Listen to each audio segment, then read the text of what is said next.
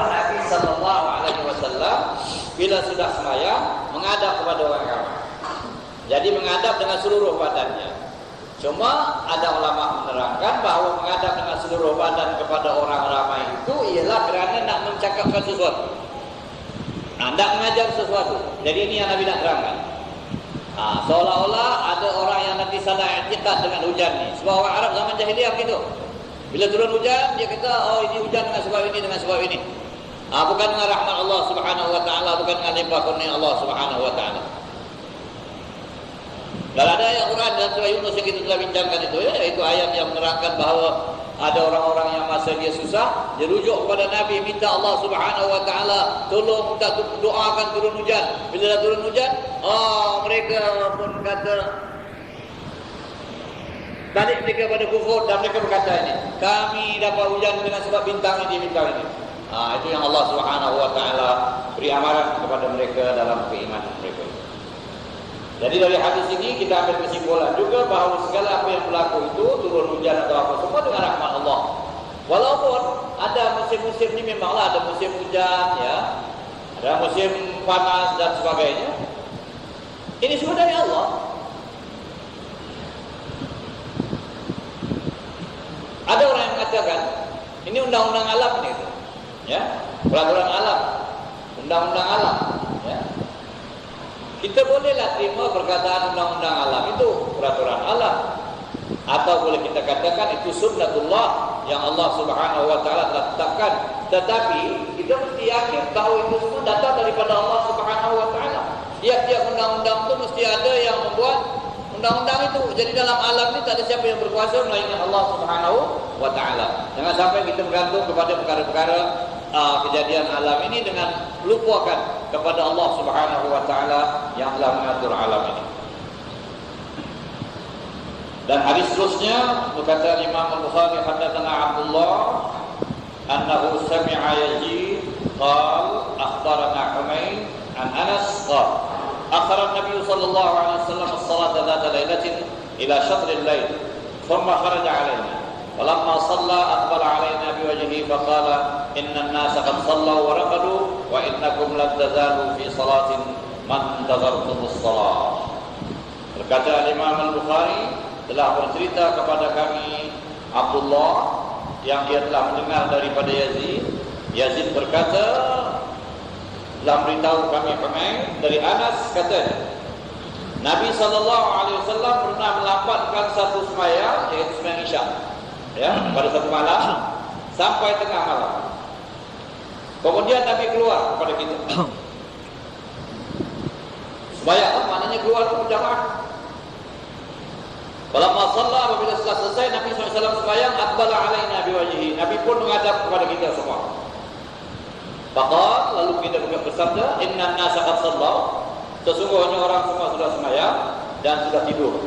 Wa innakum lan tazalu fi salatin, dan kamu semisih berada dalam sembahyang, man tazartumus salat, semasa kamu menunggu sembahyang. Jadi ini hadis sudah lepas lama dulu, ya, berkenaan dengan waktu sembahyang, yang mana pada satu malam itu Nabi SAW sangat lambat keluar waktu sembahyang Isya, ya, sampai ada orang sudah tidur dalam masjid menunggukan Nabi. Sehingga Umar berkata kepada Nabi SAW, yang ini bercakap dengan Nabi dari luar, memberitahu atau sama ada mengantar bila atau sebagainya. Nabi dalam bilik. Dan Sayyidina Umar berkata, ini budak-budak dah hampir tidur, orang perempuan pun dah tunggu lama ya Rasulullah. Dan ada di antara kita yang tidur, Nabi tak peduli. Kemudian Nabi keluar pada setengah malam, Nabi keluar. Ini yang Nabi katakan. Ada yang dah sembahyang, tak tahan nak tunggu lama, ya. Kemudian Nabi SAW berkata, ya, sesungguhnya ada orang yang sudah sembahyang dan sudah tidur. Maknanya tak ada apa-apa, ya. Sudah sembahyang, sudah tidurlah, tak ada masalah. Tetapi kamu ni menunggu, selama kamu menunggu itu, kamu dikira dalam sembahyang, kata Nabi SAW. Kamu dikira dalam sembahyang. Jadi oleh sebab itu dia ambil kesimpulan, menunggu sembahyang kira macam sembahyang. Kalau menunggu sembahyang, nunggu imam, ya. Katalah imam itu terlambat, ataupun kita datang sebelum waktu, kita tunggu untuk masuk waktu, itu semua dikira dalam sembahyang. Tak apa-apa saja. Itu yang dikatakan dalam firman Allah Subhanahu wa taala, ya ayyuhalladzina amanu isbiru wasabiru warabitu wattaqullaha la'allakum tuflihun. Ya. Wahai sekalian orang yang beriman, hendaklah kamu bersabar dan kamu bersama-sama dengan kesabaran dan kamu bertahanlah. Warabitu, bertahan. Tapi asal makna bertahan di situ ialah bertahan di sempadan peperangan. Terlibat, ya, askar-askar itu duduk di sempadan, mempertahankan negara. Orang itu. Tetapi hadis ada menunjukkan makna-makna yang lain daripada perkataan bertahan di situ, yang masuk juga Arab itu, yang masuk juga dengan dalam perintah Arab itu, yaitu menunggu sembahyang. Wantidharus salati ila salat fadzalikumur ribat, fadzalikumur ribat. Kamu menunggu sembahyang itu juga daripada ar-ribat, yakni bertahan, itu juga daripada makna bertahan. Menunggu sembahyang itu apa maknanya? Apa? Bersedia lama sebelum sampai waktu sembahyang kamu sudah sedia. Atau kamu sanggup menunggu jamaah, ya? Ataupun kamu masuk sembahyang maghrib, bertahan kamu sampai sembahyang isya. Alhamdulillah. Ada orang masuk maghrib nak keluar, dia lagi datang lagi. Tapi kalau bertahan duduk tunggu, alhamdulillah. Sebab apa? Kalau keluar takut terlepas, ya, sebab waktu singkat. Begitulah bila kita menunggu sembahyang. Jadi kalau terlambat atau terlekas, ya, semuanya dikirakan, ya, daripada menunggu yang pahalanya besar, riba.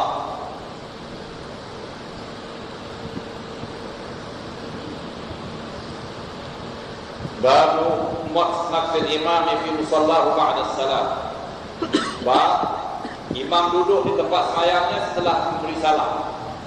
yakni imam tidak terus bangun. Itu juga ada riwayat. Qala lana Adam حدثنا شعبة عن أيوب عن نافع قال كان ابن عمر يصلي في مكانه الذي صلى به فريضة وفعله القاسم ويذكر عن أبي هريرة رفعه لا يتطوع الإمام في مكانه ولم يصح. Oh ini dalam bab ya imam duduk di tempat sembahyangnya selepas salam, dan berkata Imam Bukhari telah berkata kepada kami Adam, kata Adam dalam kitab kepada kami Syu'bah dari Ayub dari Nafi' katanya bahawa Ibnu Umar bersembahyang di tempatnya yang dia sembahyang fardu padanya, dan dibuat juga oleh Qasim, ya, fa'alahu Qasim, ya. Dan dikatakan dari Abi Hurairah bahawa itu hadis yang diangkatkan kepada Nabi SAW, yakni dikatakan Nabi berkata begitu atau berbuat begitu. Dan ada riwayat dari Abi Hurairah bahawa Nabi SAW berkata, janganlah imam itu bersembahyang sunat di tempatnya. Dan kata Imam Al-Bukhari ini tidak sahih. Jadi begini, dalam hadis yang ringkas ini masalahnya begini, ya.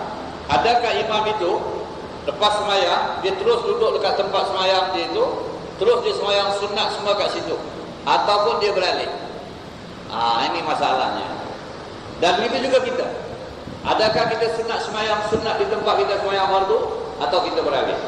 Yang diamalkan sekarang ini bahawa kita yang pertama sekali, kalau kita dah memang nak balik, kita sembahyang sunat di rumah kita.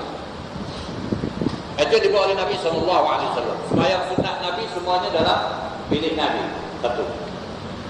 Tetapi tidak apa kalau kita tidak balik atau kita tidak sampai kita tidak nak balik pada masa itu, sedangkan waktu sunat itu barangkali terhad, masanya nanti akan datang sembahyang lain, dah habis pula sunat. Ini sunat misalnya ba'diyah, sunat ba'diyah. Atau barangkali bila kita balik kita tak berbuat lagi, sudah malas kita, atau sudah batal wudu kita dan sebagainya, kita nak buat dekat situ. Boleh. Tapi boleh tak kita buat di tempat kita sembahyang fardu itu atau sunat kita beralih? Yang diamalkan sekarang ini yang dikatakan sunat kita beralih tempat pada sembahyang sunat, tukar tempat. Dan kalau kita sembahyang 2-3 sunat pun elok kita tukar tempat 2-3 kali gerak. Kenapa? Kerana katanya diharapkan tempat itu menjadi saksi bagi kita, ya, tempat itu menjadi saksi. Di tempat ini ada kita semayang, di tempat ini ada kita semayang. Dan ulama katakan makruh. Kalau kita semayang satu tempat saja di situ, fardunya, sunatnya kat situ. Ada yang mengatakan makruh. Tidaklah kita bertukar. Ya. Tetapi Al-Imam Al-Bukhari tidak setuju dalam perkara ini. Ya, katanya ada riwayat daripada Abu Hurairah yang mengatakan bahawa Nabi SAW pernah berkata, janganlah seseorang itu bersemayang sunat di tempatnya sendiri, yang di tempatnya semayang fardu. Kata Imam Bukhari, itu tidak sahih. Yang ini riwayatnya tidak sahih. Jadi maknanya kalau nak semayang di tempatnya itu pun boleh, nak berkisar ke tempat lain pun boleh, nak balik rumah bersemayang sunat pun, itu dah satu daripada sunnah Nabi Muhammad SAW. Ini tentang sembahyang sunat tadi ya. Dan seterusnya hadis hadatsana Abu Walid qala hadatsana Ibrahim bin Sa'ad qala hadatsana Az-Zuhri an Hind bint al-Harith an Ummi Salamah anna an-nabiy sallallahu alaihi wasallam kana idza sallama yamkuthu fi makanihi yasiran qala fa fatura wallahu a'lam likay yanfudha man yansarifu min an-nisa. Wa qala ibn Abi Maryam akhbarana Nafi' bin Yazid qala hadatsani Ja'far bin Rabi'ah أن ابن شهاب كتب إليه قال حدثتني هند ابنة الحارث الفراسية عن أم سلمة زوج النبي صلى الله عليه وسلم وكانت من صواحباتها قالت كان يسلم فينصرف النساء فيدخلن بيوتهن من قبل أن ينصرف رسول الله صلى الله عليه وسلم. وقال ابن وهب عن يونس عن ابن شهاب أخبرتني هند الفراسية وقال عثمان بن عمر أخبرنا يونس عن الزهري قال حدثتني هند القرشية. قال الزبيدي أخبرني الزهري أن هند بنت الحارث القرشية أخبرته وكان تحت معبد بن المقداد وهو حليف بني زهرة وكانت تدخل على أزواج النبي صلى الله عليه وسلم. وقال شعيب عن الزهري حدثتني هند الفراسية هند القرشية. وقال ابن أبي عتيق عن الزهري عن هند الفراسية. وقال الليث حدثني يحيى بن سعيد حدثه ابن شهاب عن امرأة من قريش حدثته عن النبي صلى الله عليه وسلم. Ini hadis yang menerangkan kepada kita bahawa Nabi sallallahu alaihi wasallam agak lambat bangun daripada tempat duduknya selepas sembahyang kerana memberi peluang kepada kaum ibu supaya boleh beredar lebih awal. Jadi kira-kira kaum ibu dah sampai ke rumah masing-masing, baru Nabi sallallahu alaihi wasallam beredar, baru sahabat-sahabat yang lain beredar. Itu satu sebab mengapa Nabi duduk lagi lepas sembahyang. Ini hadis yang akan saya terangkan. Dari sini inilah yang mengatakan Nabi duduk itu lepas sembahyang, zikir itu semuanya untuk memberi peluang ya kepada perempuan-perempuan cepat sampai dulu ke rumah. Tak mau ada yang jumpa di tengah jalan. Masa balik. Itu cara Nabi sallallahu alaihi wasallam ya. Dan dalam hadis ini ada diceritakan seorang perempuan yang menceritakan kepada perkara ini ya. Itu yang dikatakan oleh Imam Bukhari, telah cerita kepada kami Abu Walid, katanya telah cerita kepada kami Ibrahim bin Sa'ad, katanya telah cerita kepada kami Az-Zuhri dari Hind bint al-Harith. Ini perkataan Hind di sini Hindun. Seorang perempuan namanya Hindun atau Hind di sini disebut Hind saja Hindun. Jadi ada yang kata bint al-Harith dan al-Firasiyah dan ada pula riwayat al-Quraisyiyah dan ada pula riwayat mengatakan seorang daripada Quraisy, tak disebut nama Hind. Ya. Daripada Ummi Salamah, yaitu isteri Nabi sallallahu alaihi wasallam. Bahwasanya Nabi sallallahu alaihi wasallam idza sallama yamkuthu fi makanihi yasira. Nabi sallallahu alaihi wasallam kalau sudah memberi salam lepas sembahyang, Nabi duduk di tempatnya sebentar. Berkata Ibn Shihab, "Fanura, kami rasa, wallahu a'lam, hanya kerana untuk memberi jalan kepada wanita itu balik." Jadi duduknya Nabi SAW lepas sembahyang itu ada sebabnya kerana memberi peluang kepada perempuan-perempuan itu balik sampai ke rumah masing-masing. Ya, jadi tidak bertembung sama laki-laki di tengah jalan. Dan berkata Ibnu Abi Maryam telah memberitahu kepada kami Nafi' dari bin Yazid, katanya telah bercerita kepada saya Ja'far bin Rabi'ah bahawa Ibnu Shihab telah menulis kepadanya bahawa Hind binti al-Harith al-Firasiyah telah bercerita kepada saya, kata orang yang tulis itu, dari Ummi Salamah, isteri Nabi Muhammad SAW, dan dia adalah kawan kepada Hind ini. Dan Ummi Salamah berkata, adalah Nabi SAW memberi salam Kemudian orang perempuan balik sampai ke rumah masing-masing sebelum lagi Nabi SAW berangkat pulang. Dan berkata Ibn Wahab dari Yunus dari Ibn Syihab telah memberitahu saya Hind al-Firashiyah. Dan kata Utsman bin Umar telah memberitahu kami Yunus dari Zuhri dari Hind al-Qurashiyah. Jadi kalau al-Firashiyah itu lain gelarannya dan al-Qurashiyah lain gelarannya, tetapi kemungkinan orangnya sama ya. Dan berkata Az-Zubaydi telah memberitahu saya Zuhri bahwa Hindun bintil Haris al-Qurashiyah telah beritahu. Jadi seterusnya hingga akhir tentang nama Hind al-Qurashiyah. Jadi di sini kita ambil kesimpulan bahwa Nabi SAW lepas sembahyang duduk. Kemudian saudara sekalian, kalau ada orang yang berkata, oh Nabi lepas sembahyang itu duduknya itu membaca zikir dan sebagainya untuk memberi peluang orang perempuan balik ke rumah, ya, sampai ke rumah baru Nabi beredar.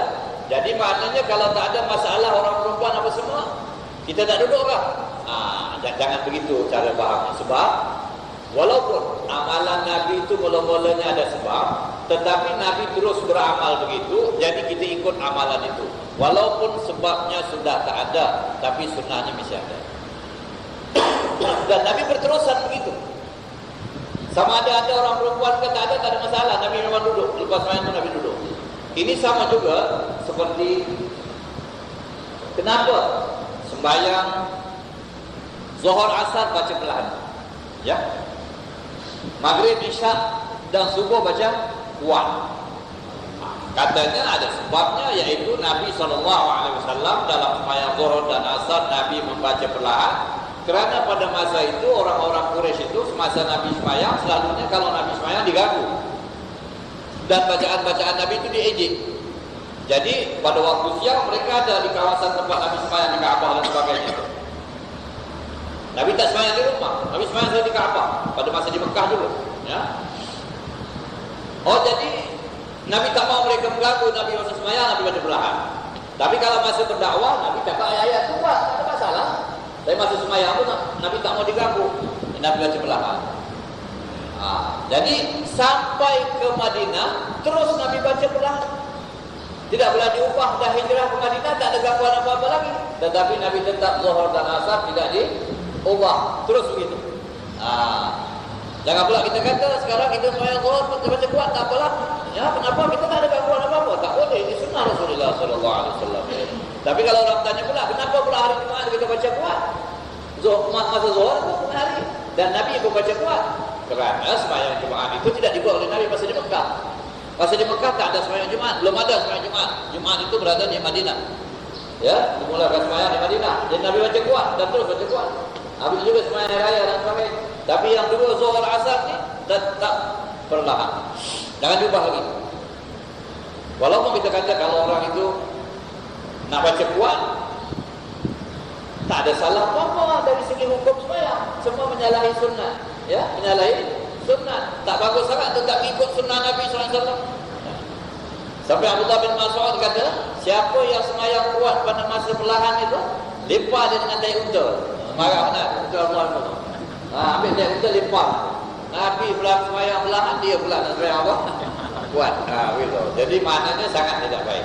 Jadi begitulah. Nabi lepas sembahyang duduk. Duduk Nabi masih ada sebab untuk memberikan wanita. Itu tak apa. Memang sebab riwayat mengatakan begitu, tapi tidak ada penegasan dari Nabi. Cuma sahabat-sahabat mengatakan kita kira begitu, dan Ummi Salamah juga kata begitu, dan mungkin Ummi Salamah mendapatnya dari Nabi SAW keterangannya itu. Takkan Ummi Salamah nak cakap begitu saja. Biar orang perempuan balik dulu, laki-laki tunggu. Dan kita sunatnya selagi imam belum bergerak, kita jangan bergerak. Ini masalah kita, imam ni betul-betul kita kasi duduk lama kita tak bergerak ni, bila imam nak bergerak, ya? Jadi imam bergerak dulu, kemudian baru makmum bergerak. Ini kira imam ni macam VIP lah kan. VIP belum balik, kita tak boleh balik. Tapi kalau VIP tak nak balik, tak boleh buat, ya? Kita mesti balik. Okey, tak apalah. Jadi oleh sebab itu katanya, imam kalau tak nak bangun dari tempatnya itu, katalah dia nak duduk lebih lama, ya, dia boleh beri isyarat kepada makmum, boleh, ataupun dia berkisar ke tempat sebelah di sini. depan sebelah. Ataupun pula dia berkisar di belakang menganankan makmum, ya. Kemudian kalau sudah habis doa dia semua sekali nak memberi izin kepada makmum bangun, dia boleh pula menghadap kiblat balik. Misalnya dalam sembahyang subuh, ya. Sembahyang subuh, dia sunatlah lepas sembahyang subuh ni kita terus duduklah sampai terbit matahari kalau boleh, ya. Baca zikir, baca apa semua sekali sampai terbit matahari. Kemudian kalau dah terbit matahari agak-agak dah naik agak tinggi sikit, agak-agak 10 minit lepas terbit matahari, kita sembahyang isyraq, ya, sembahyang isyraq 2 rakaat. Pahalanya sama dengan umrah. Sama dengan pahala umrah, dan ada riwayat haji dan umrah. Apa lagi tak? Duduk atas tempat sembahyang itu. Tapi jangan bergerak. Jangan kisah tempat. Jadi katalah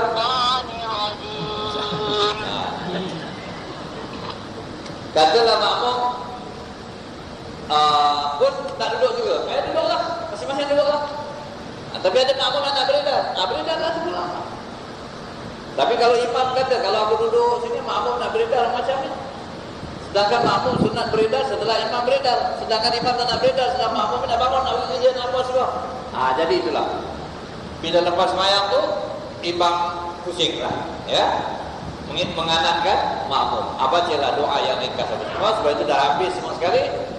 Tutup, imam pusing ke depan, ngadap ke kiblat, kalau dia nak duduk terus. Makmum yang tak duduk, makmum yang tak nak duduk, nak bangun. Dan tak usah pula dikacau lah orang-orang yang duduk itu dengan bersalam, berapa bangun semua tak payah. Yang nak duduk. Sebab salam-salam ni pun tak ada riwayat sangat dalam keadaan ni. Ya, Zuhur, Asar, Maghrib itu tak ada.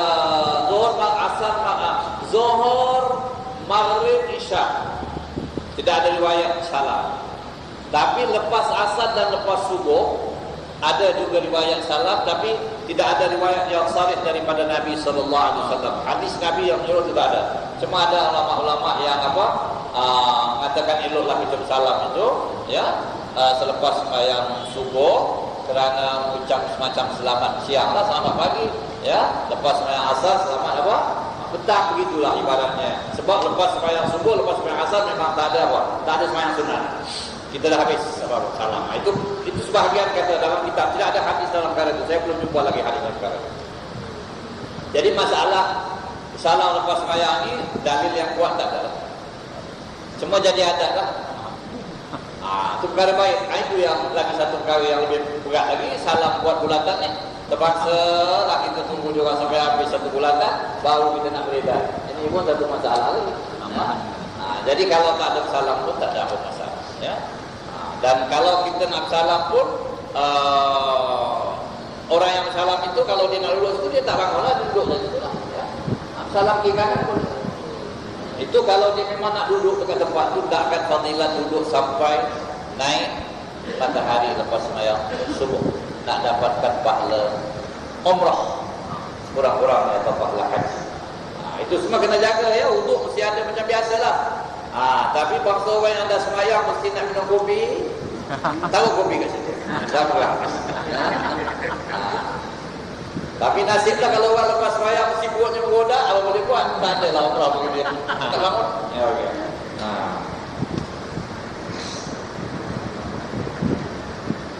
Bab man shalla bin nasi fa dzakara hadatsan fatakhatta. Ini bab yang menerangkan kalau ada orang yang mengimamkan orang ramai bersembahyang, maka dia teringat satu hajat, dia pun keluar melalui makmum-makmum itu, boleh atau tidak? Dah duduk kat sini, dah nak sembahyang, teringat ada satu perkara, nak keluar, boleh keluar, tak ada apa-apa, ya. Nak tinggal barang ke, atau nak ambil barang ke, atau apa, tak kira lah, ya. Kata Imam Al-Bukhari, haddatsana Muhammad bin Ubaid qala haddatsana Isa bin Yunus an Umar bin Sa'id qala akhbarani ibn Abi Mulaikah an Uqbah qala sallaytu wara an-nabi sallallahu alaihi wasallam bil Madinati al-'asr فسلم فقام مسرعا فتخطى رقاب الناس الى بعض حجر نسائه ففزع الناس من سرعته فخرج عليهم فرأى انهم قد عجبوا من سرعته فقال ذكرت شيئا من تبر عندنا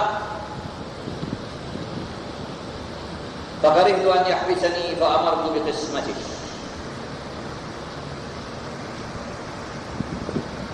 Berkata Imam Al-Bukhari telah cerita kepada kami Muhammad bin Ubaid, katanya telah cerita kepada kami Isa bin Yunus daripada Umar bin Sa'id, katanya telah bercerita kepada saya Ibnu Abi Mulaikah dari Uqbah, katanya saya telah bersemayam di belakang Nabi sallallahu alaihi wasallam di Madinah, yaitu semayam asar.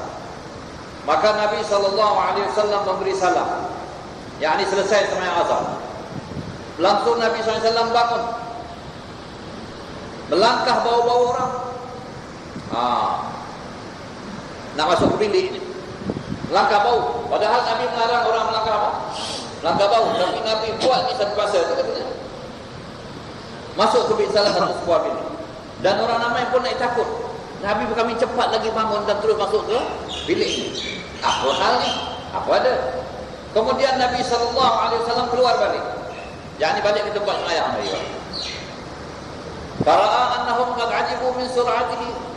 Nabi tahu bahawasanya mereka itu heran Nabi itu bergerak begitu cepat masuk keluar lagi. Ya.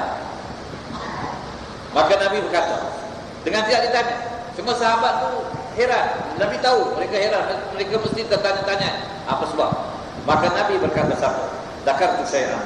Saya telah teringat ada sedikit emas di sisi kami, dan saya tak mau perkara ini menyusahkan saya, maka saya suruh dibagi-bagi. Saya suruh dibagi-bagi sebab ini mengganggu fikiran Nabi SAW. Ada simpan emas, tibir emas itu tibir, katanya emas yang belum lagi diproses. Adalah orang kasih Nabi SAW. Nabi kata saya tak senang dengan barang. Terus saya masuk, keluarkan bagi. Dari situ bagaimana kita tengoklah ya sifat Nabi SAW yang tidak mau simpan harta. Kalau ada yang disimpan, Nabi terganggu. Apa yang dapat makan atau bagikan pada orang miskin yang perlu. Ini cara Nabi SAW. Begitu cepat Nabi. Ya, Nabi tak mau terganggu dengan apa pikiran harta itu.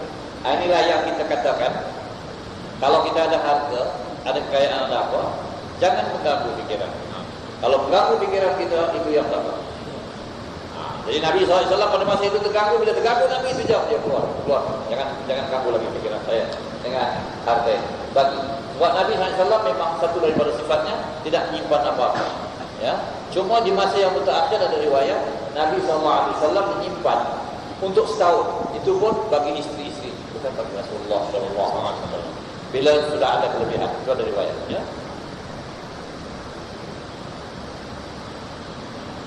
Babul infidal wal insiraf anil yamin wal shimal. Ini kita bincangkan beliau insyaAllah ya. Ini cukuplah sampai sini buat hari ini.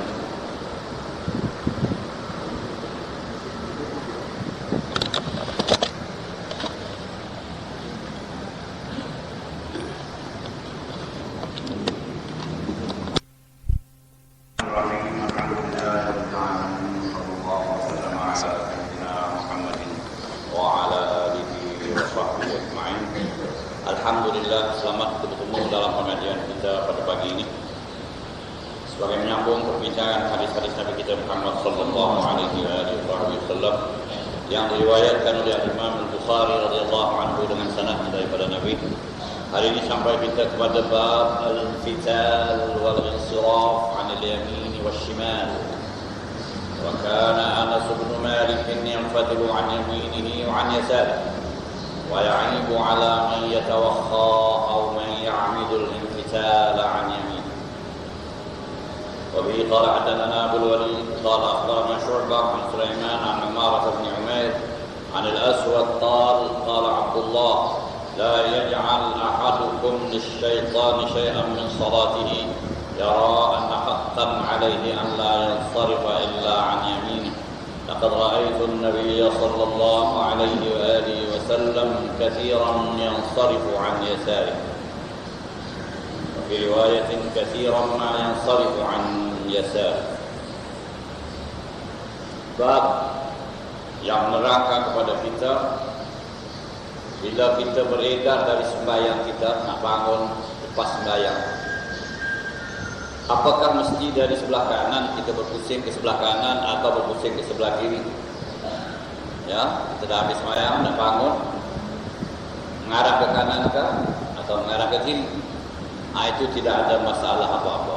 Kerana bab ini menerangkan al-infital 'an al-yamini wasy-shimal. Al-infital wal insiraf 'an al-yamini wasy-shimal.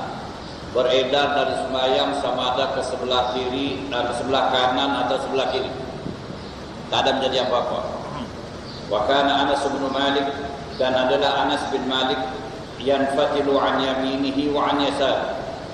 Beliau ini kadang-kadang beredar dari sebelah kanan, kadang-kadang beredar dari sebelah kiri. Tak kira. Ya. Ada orang dia nak pergi ke kiri, tapi dia beredar sebelah kanan, nak pergi pusing ke kiri. Ya. Kerana mengatakan kita sebelah kanan dulu kita pusing, tapi itu tak menjadi masalah, kata Anas bin Malik. Ya. Beliau sendiri kadang-kadang ke kiri, kadang-kadang ke kanan, dan beliau itu mencela orang yang selalu kata mesti sebelah kanan saja. Misalnya kadang-kadang kita tengok dia ni bangun habis sembahyang pula pusing kiri, pusing kanan lah. Tak payah nak cakap begitu. Ya, jangan dicela orang yang pusing kanan ke pusing kiri. Sebab tak ada masalah, tak ada satu hukum yang menerangkan lepas sembahyang mesti pusing ke kanan. Yakni bangun nak keluar, ya, jangan salah faham. Bangun nak balik, nak keluar, nak bangun. Apakah mesti pergi kanan atau pusing pergi ke kiri? Tak ada masalah apa-apa. Ya. Sebab Nabi SAW tak kira. Ada kalanya beliau berginda pergi ke kanan, ada kalanya berginda pergi ke kiri atau kanan. Ya. Berkata Al-Imam Al-Bukhari, haddatsana Abu Walid, telah bercerita kepada kami Abu Walid, katanya telah beritahu kami Syu'bah, kata Syu'bah dari Sulaiman, dari Umarah bin Umair, dari Al-Aswad, katanya qala Abdullah, telah berkata Abdullah, iaitu salah seorang periwayat hadis ini, ya, Abdullah, la yaj'al ahadukum lisyaitani syai'an min salatihi. Janganlah janganlah seseorang kamu memberikan peluang sesuatu dari salatnya kepada syaitan. Maknanya jangan beri peluang kepada syaitan untuk menimbulkan waswas pada awak atau untuk awak meletakkan satu-satu perkara atau hukum yang tidak diletakkan, yang tidak ada, tapi awak sendiri mengaturkannya. Itu yang suka oleh syaitan, suka begitu. Jadi kita dah tahu ya, syaitan ni mengacau kita dalam apa hal sekalipun.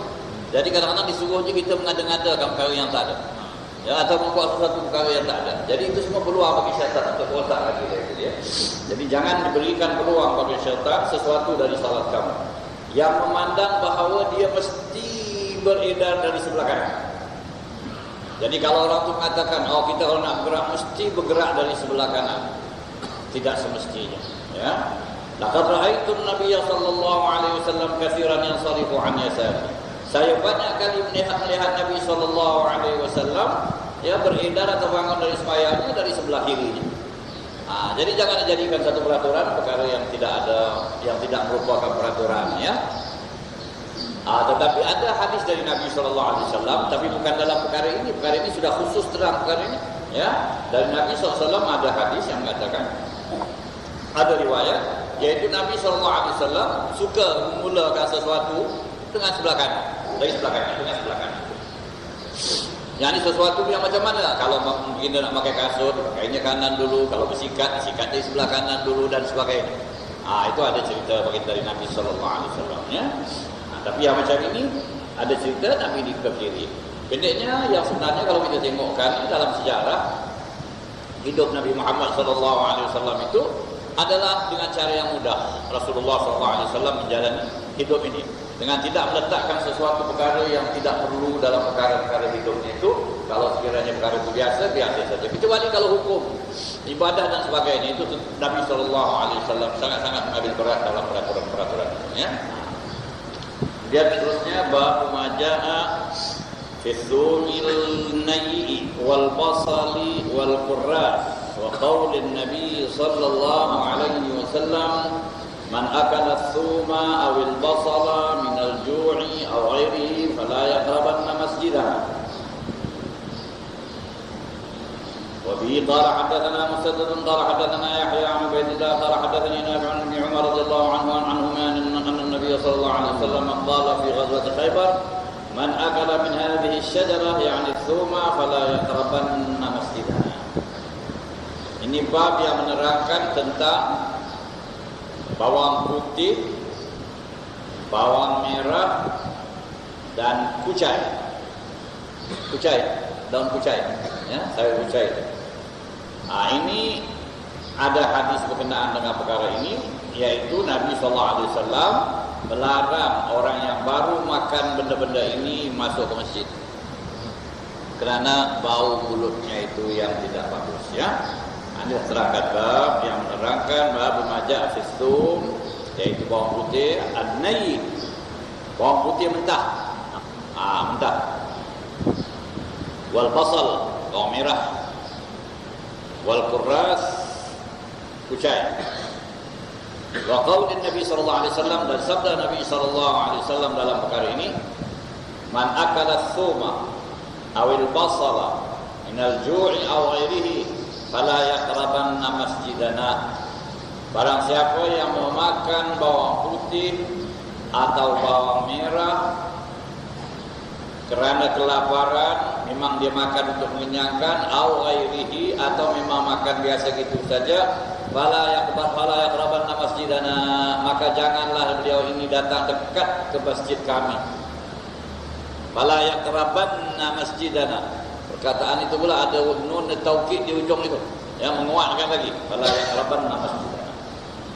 Jadi dari sini ya kita dapat mengambil hukum bahawa orang yang baru makan benda-benda yang berbau, yang tidak enak, ya, kalau dia tidak dapat menghilangkan baunya itu, janganlah dia masuk ke masjid kerana ini mengganggu saudara-saudaranya kaum muslimin dengan bau mulutnya yang tidak sihat itu atau tidak baik itu, dan juga mengganggu para malaikat yang biasa ada di masjid kerana malaikat ini tidak senang dengan bau-bau yang tidak baik.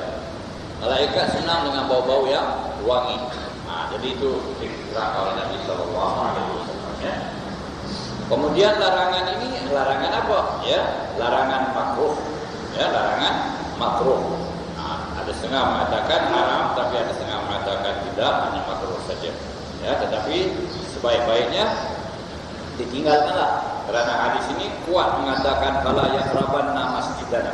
Jangan dia itu mendekati masjid kami.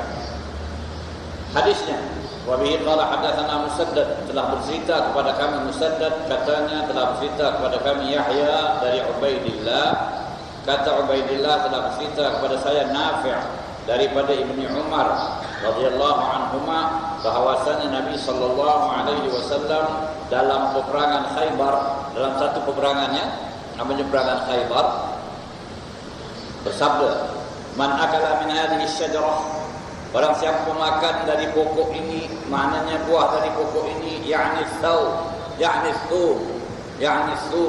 yaitu maksudnya ialah thum atau bawang putih, fala yaqrabanna masjidana, maka janganlah dia mendekati masjid kami. Ini satu hadis. Dan hadis ini menerangkan bawang putih itu, ya. Kemudian ada hadis yang berikutnya. وبه قال حدثنا عبيد الله بن محمد قال حدثنا أبو عاصم قال أخبرنا ابن جريج قال أخبرني عطاء قال سمعت جابر بن عبد الله قال النبي صلى الله عليه وسلم من أكل من هذه الشجرة يريد الثوم فلا يغشانا في مسجدنا. قلت ما يعني به؟ قال ما أراه يعني إلا نيئه. وقال مخلد بن يزيد عن ابن جريج إلا متنه. وقال أحمد بن صالح عن ابن وهب أتي ببدر. قال ابن وهب يعني طبقا فيه خضرات. ولم يذكر الليث وأبو صفوان عن يونس قصة الخضر فلا أدري هو من قول الزهري في الحديث. Berkata Al-Imam Al-Bukhari, telah bercerita kepada kami Ubaidullah bin Muhammad, katanya telah bercerita kepada kami Abu Asim, katanya telah beritahu kami Ibn Jurayj, bahwasanya telah beritahu saya Atha, kata Atha, saya mendengar Jabir bin Abdullah berkata, telah bersabda Nabi sallallahu alaihi wasallam, man akala min hadhihi asy-syajarah, siapa yang makan dari pokok ini sesuatu, yakni dimaksudkannya pokok bawang putih itu, fala yaghshana fi masjidina, maka janganlah dia campur kami dalam masjid kami. Qultu, saya berkata, yakni perawi berkata, ma ya'ni bihi, apa yang dimaksudkan dengan bawang putih itu? Katanya, saya pikir, orang yang jawab itu, yang satu lagi yang bertanya, saya rasa itu yang mentahnya, yang mentah. Jadi yang baunya tak sedap itu yang mentah. Tapi kalau sudah dimasak, baunya dah tak ada lah, ya, atau kurang sangat, ya. Kemudian kata Makhlad bin Yazid an Ibnu Jurayd, illa natnahu, ya. Katanya ini kerana baunya yang busuk itulah. Tak kira mentah ataupun masak. Dah masak, dah dimasak. Kalau dah dimasak pun mesti ada baunya. Bukan mesti bila dimasak. Pokoknya larangan bukan kerana mentahnya saja atau masaknya, kerana bau. Biasanya yang mentah itulah yang berbau. Jadi dikata kerana baunya. Maknanya kalau dah dimasak pun mesti ada baunya, makruhlah kita masuk ke masjid baru makan itu, ya. Dan berkata Ahmad bin Salih daripada Ibn Wahab, utiya bi Badrin, maknanya pernah dibawakan kepada Nabi SAW satu pinggan atau satu bekas, di dalamnya ada beberapa sayur-sayuran. Maknanya itu yang dimaksudkan dengan al-qurras ataupun kucai. Ya, orang Arab ni suka dia makan kucai. Kemudian dikiaskanlah dengan hadis ini segala apa bau-bau makanan-makanan yang berbau busuk, seperti makan petai dan makan jering, ya. Kita barangkali di sini jarang makan bawang putih mentah, tapi kita makan petai, makan jering. Jadi kalau makan barang-barang ini janganlah masuk masjid. Maksudnya di sini jangan masuk masjid kerana larangan itu tadi katanya kerana baunya. Tetapi kalau kita dapat menghilangkan baunya, ya, dengan kita menggosok gigi atau pakai obat gigi sekarang yang ada macam-macam, yang mana kalau kita dah makan pun tak ada bau lagi dari mulut kita, tidak ada larangan. Itu terang, kerana larangan ini bersangkutan dengan sebab. Oleh sebab itu dikatakan hukum-hukum itu bergantung pada sebab. Ada sebab, ada hukum. Tak ada sebab, tak ada hukum. Ini dalam banyak perkara, kecuali dalam perkara-perkara ta'abudi yang memang Allah Ta'ala larang, yang kita tak tahu pun sebabnya. Allah Ta'ala saja yang mengetahui. Itulah yang cerita. Tapi yang ada sebab bergantung pada sebab. Misalnya ni, tak boleh masuk masjid kalau baru makan ini. Kerana baunya, apa sebab? Kerana baunya yang tidak bagus. Dalam hadis disebut 3. Bawang putih, bawang merah, kucai. Tak ada yang lain. Kita kata yang lain pun dikiaskan. Kerana larangan itu bergantung pada sebab.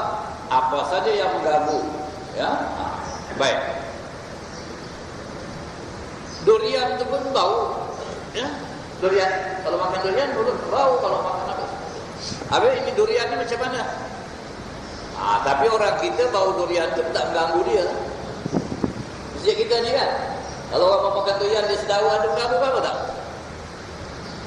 Tak ada. Tapi ada setengah-setengah orang terganggu dia tak suka bau durian. Maka ini hukumnya macam mana? Kita kena tengok. Itu jamaah dalam masjid itu, jamaah orang yang terganggu dengan bau durian ke atau tak terganggu? Kalau kita mau makan durian kat tepi Arab, kita masuk masjid tepi Arab dalam marah dia. Ya? Misalnya lah, dia tak suka dengan bau durian. Jadi inilah hukumnya bergantung kepada sebab. Tapi kalau sebabnya tak ada lagi, maknanya kita sudah boleh menghilangkan bau mulut kita itu. Ada juga petua, ini bukan fatwa, ini petua daripada pengalaman orang. Kalau kita makan benda-benda yang baunya tidak bagus itu, kita makan beberapa biji beras mentah. Beberapa biji beras mentah, kita gigit-gigit, nanti dia menutup bau mulut kita itu. Wallahu a'lam, ini kata petua, bukan fatwa.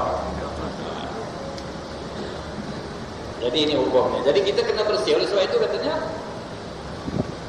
masjid itu mau dijagalah kebersihannya. Dari segala bau-bauan. Apalagi kalau di masjid itu sendiri ada kotor-kotoran, mesti dijaga. Jangan dikotori masjid. Orang yang mengotori masjid walaupun dengan sesuatu yang tidak najis, hukumnya haram.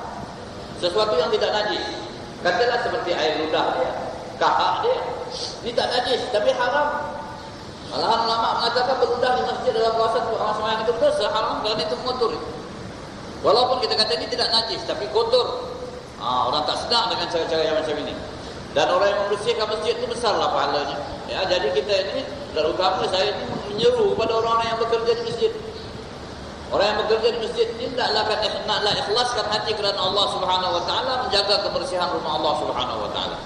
Ya, diingat pada Allah, dia membersihkan rumah Allah. Janganlah dia berkira dalam soal pekerjaannya itu, ya tidak. Dan sesiapa saja daripada kita kalau nampak satu kotoran di masjid itu, kalau selagi kita boleh tolong bantu bersihkan, kita bersihkan. Karena masjid ini mau bersih sekali. Karena tempat ibadah, tempat malaikat pulang balik masuk keluar di sini, ya. Sampaikan bau yang badan kita itu pun, ya, mau dijaga. Sebab itu disunatkan kita mandi apabila nak pergi ke masjid kalau berkumpul orang ramai. Kalau badan kita itu berbau tidak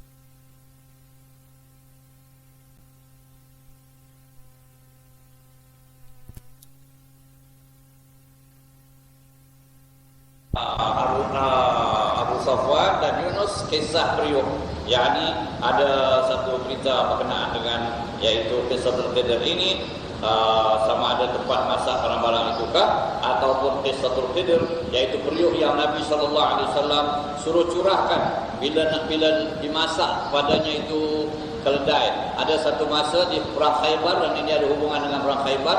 Di perang Khaybar ini juga Nabi mengharamkan makan keledai.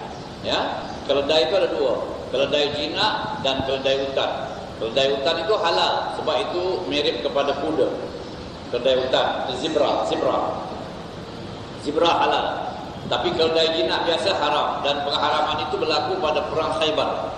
Dalam peperangan itu orang-orang Islam menyembelih keledai dan memasak keledai itu. Kemudian Nabi mengetahui, Nabi kata jangan dimakan keledai, curahkan semua itu, jangan dimakan lagi karena sudah diharamkan untuk keledai jinak. Ya. Kemudian dalam pengharaman keledai ini juga ada perbincangan, yaitu apakah keledai ini kira binatang yang tidak baik, kotor, atau adakah bahaya atau apa. Maka ulama mengatakan itu pengharaman sudah sabit dengan nas. Tak payahlah kita tanya lagi apa sebab, kerana Nabi SAW telah menyebutnya supaya jangan dimakan itu. Kemudian ada lagi satu riwayat, An Yunus an Ibn Shihab, sambung dengan riwayat tadi, Za'ama Atha' anna Jabir bin Abdullah za'ama anna Nabi SAW qala man akala thumman aw basalan faly'tazilna aw qala basalan faly'tazilna aw faly'tazil masjidana aw liyaq'ud fi baitihi. Ini ada sedikit pertingkahan, yaitu dari riwayat dari Jabir bin Abdullah ini, katanya ada beberapa perkataan yang disangkakannya begitulah Nabi menyebutnya, tetapi dia tidak pasti.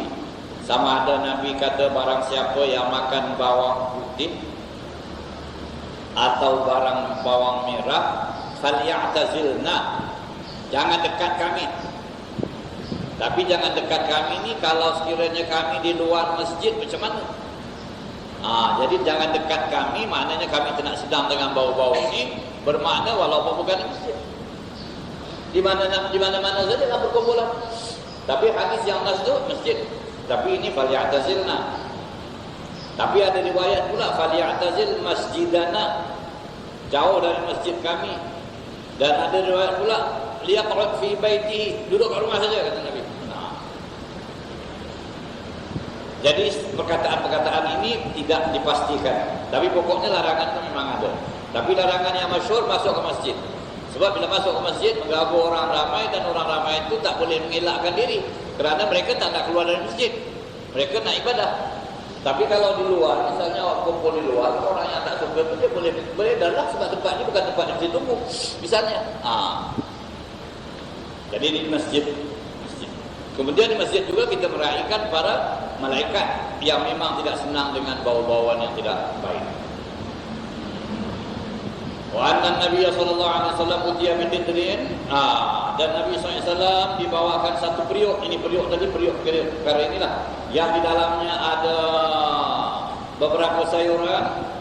Fawajadalah rihan, maka Nabi sallallahu alaihi wasallam tercium baunya. Fasa'ala fa ukhbira bima fiha min al-buqul.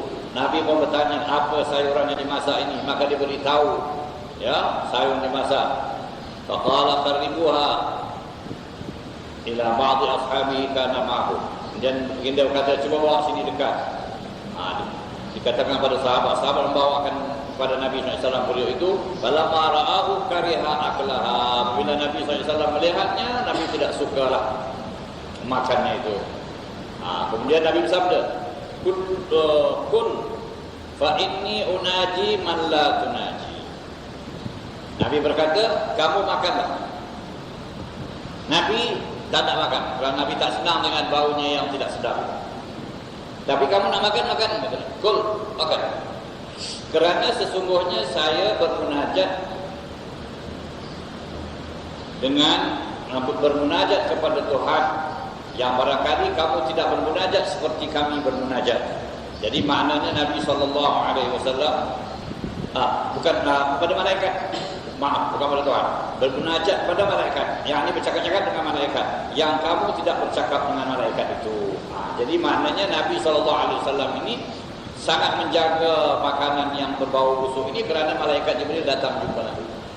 Datang jumpa Nabi. Jadi Nabi bercakap dengan malaikat. Dan kamu tidak begitu. Jadi kamu nak makan, makanlah. Jadi di sini ada pula kesimpulannya bahawa kalau kita nak makan, kita boleh makan. Cuma larangannya itu makruh. Jadi Nabi SAW sendiri tidak memakannya. Walau macam mana pun, kalau kita nak masuk masjid, kita jagalah. Jadi di sini kalau ayat hadis yang akhir ini mengatakan sama ada di masjid atau tidak di masjid, itu bagi Nabi SAW, sebab Nabi nak jumpa malaikat. Dan dikiaskan juga, ya, ada juga orang-orang yang kalau nak jumpa dengan orang alim, dengan orang saleh, dengan orang yang ahli ibadah, ya, dia jagalah mulut dia biar bersih. Apalagi kalau baru isap rokok dan sebagainya, dia jaga. Oleh sebab itu kita disunatkan gosok gigi selalu, bersiwak dan sebagainya. Haddatsana bihi qala haddatsana Abu Ma'mar qala haddatsana Abdul Warith an Abdul Aziz.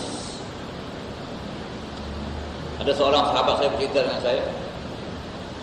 Dia pergi ke Indonesia, dia masih muda lagi dulu lah, punya cerita lama masa muda dia. Kan dia pun dah meninggal sekarang. Dia kata saya boleh pergi Indonesia, saya jumpa dengan sahabat saya di sana dan jumpa dengan satu orang tua lah. Kemudian saya hendak berziarah kepada salah seorang wali besar di Indonesia, dan orang tua ni nak ajak saya. Kemudian macam mana saya dalam kereta dengan dia, dia keluarkan dari koceknya beberapa biji buah belaga. Buah belaga. Yang dia tahu, dia suruh saya makan ni buah belaga. Bagus ni, baunya wangi. Tapi saya terus faham, pasal pada masa itu saya isap rokok. Jadi saya nak pergi jumpa ni apa? Wali Allah ni orang wali besar, ya. Jadi orang tua ni punya dah sedia kakak gojek, dia tahu dia ni orang merokok, nak pergi cakap dengan orang tua ni semua kan. Jadi saya terus faham, dia bilang. Lepas itu kalau tak silap saya, dia berhenti merokok. Orang tua ni tak cakap masalah kau merokok apa, dia bilang kau makan ni bau dia wangi. Buah belaga. Terus saya faham bahawa kita nak pergi jumpa orang wali ni, salih, orang alim. Dia tak maulah bau mulut yang tidak senang dari saya. Ya, itu bagaimana kalau kita tengok orang-orang tua-tua dulu yang mendidik kita dengan tak secara langsung. Dia boleh masuk, dia boleh bawa buah belaga dan gojek di tengah jalan, dia kasih kau makan.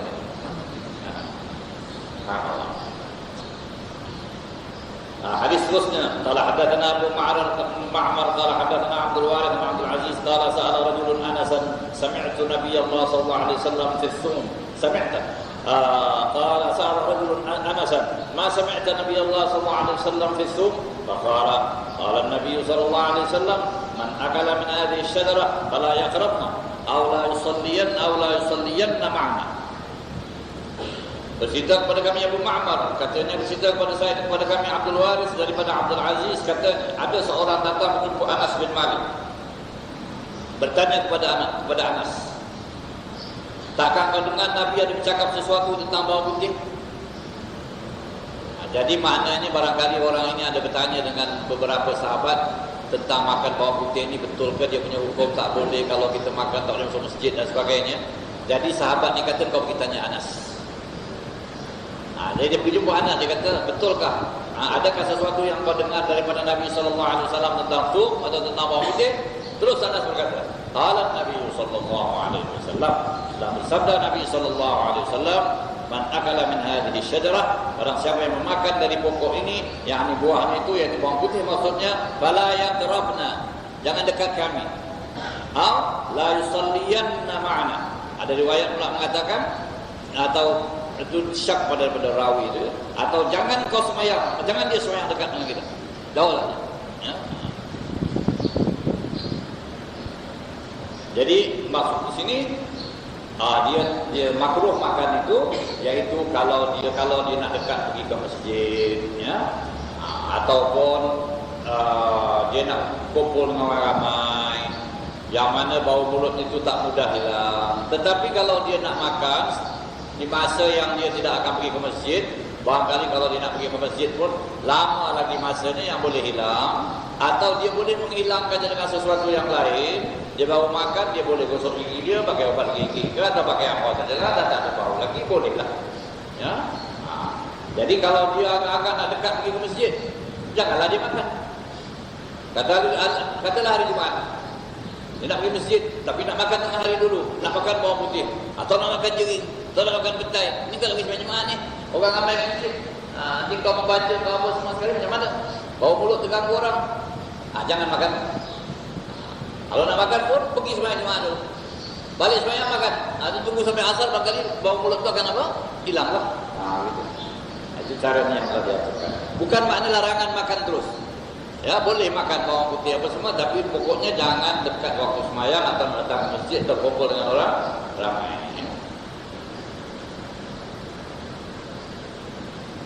Kerana kita kata boleh makan tu kerana perkara-perkara ini, benda-benda ini memang dimakan orang, dan ada kalanya menjadi obat. Ya, ada kalau orang perlu makan itu seperti jering, petai dan sebagainya. Tak apalah. Tapi kalau ada obat lain yang tidak berbau macam ini, baguslah makannya obat yang lain tu. Bab wudu' as-sibyan wa mata yajibu 'alaihim al-ghusl wa at-tuhur wa huduruhum al-jama'ata wal 'idain wal janaiza wa sufufihim. Ini bab menerangkan wuduk kanak-kanak dan bilakah wajib atas mereka mandi dan bersuci. Dan bab ini juga menerangkan kehadiran mereka dalam jamaah dan sembahyang hari raya dan sembahyang jenazah, dan menerangkan saf-saf mereka dalam sembahyang. Ini beberapa hadis akan dibawakan, semuanya berhubung dengan cara duduk dan sembahyang bagi kanak-kanak dalam saf dengan orang tua. Ya, beberapa hadis ada disebutkan di sini.